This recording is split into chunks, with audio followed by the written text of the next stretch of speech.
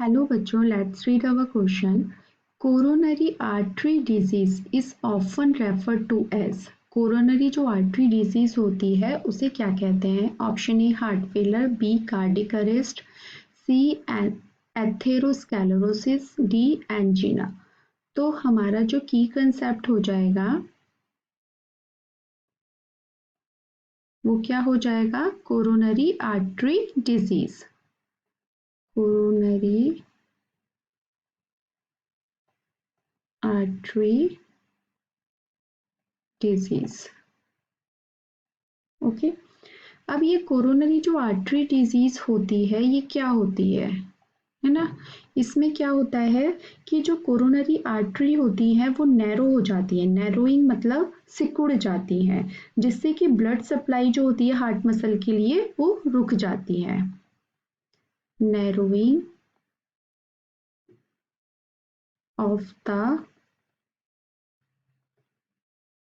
Coronary arteries that prevent blood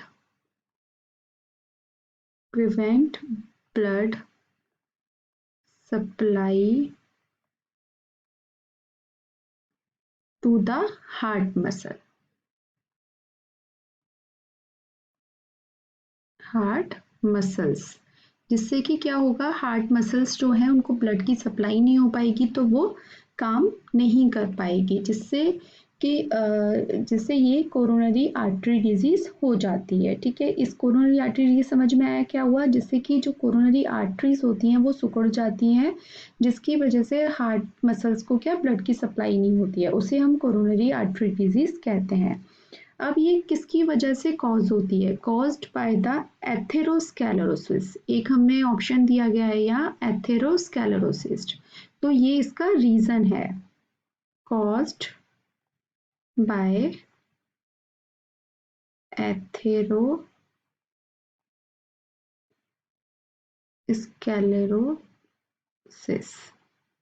इसमें क्या होता है कि एबनॉर्मल एक्यूमुलेशन हो जाता है लिपिड का in the lumen of the coronary artery. Abnormal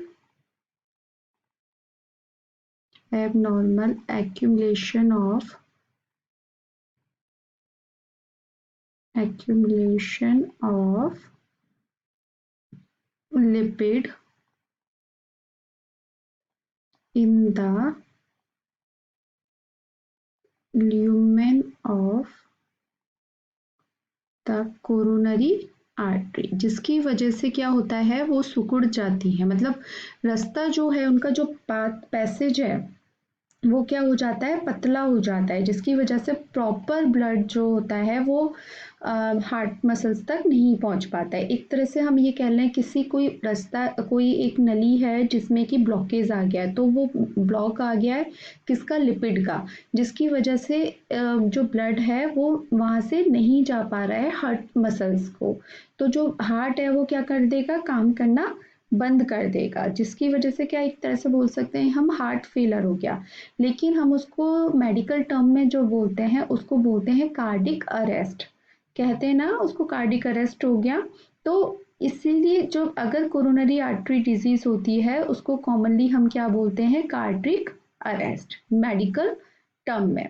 heart failure भी बोलते हैं, लेकिन मेडिकल जो टर्म में हम ये बोल सकते हैं कि उसको कार्डिक अरेस्ट हो गया, जिसकी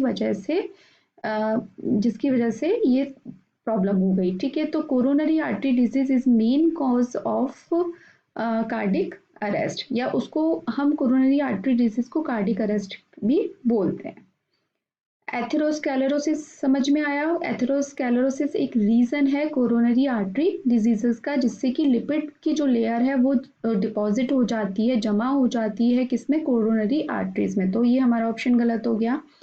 अब बचता है एंजीना. एंजीना जो होता है वो क्या होता है? ये भी एक तरह का चेस्ट पेन होता है, जो कि रिड्यूस्ड ब्लड फ्लो, हार्ट को रिड्यूस्ड ब्लड फ्लो की वजह से ही होता है. एक तरह से ये सिम्टम है कोरोनरी आर्टरी डिजीज का. एंजीना क्या है? ये एक तरह का चेस्ट पेन होता है. इसमें भी chest pain caused by reduced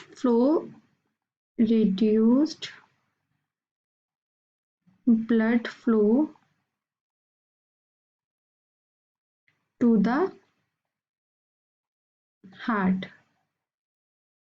ठीक है, एक तरह का ये भी क्या है, चेस्ट पेन है, जो कि क्या है, ब्लड फ्लो के कमी की वजह से, हार्ट को ब्लड फ्लो की कमी की वजह से हो सकता है।